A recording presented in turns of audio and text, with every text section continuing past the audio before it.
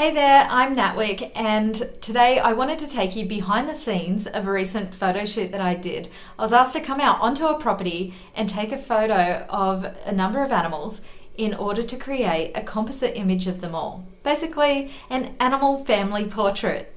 So today in this short video, I'm going to show you exactly what is involved to create an image like this. So the first thing to do is go out onto the property and try and get a great shot of each animal looking directly down the barrel of the lens.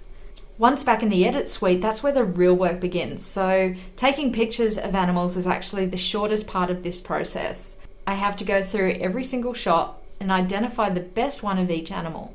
From there, I'm able to import the photographs to Photoshop, and that's where I painstakingly have to cut out each of the animals and separate it from the backdrop. They then get layered onto a transparent background and saved individually.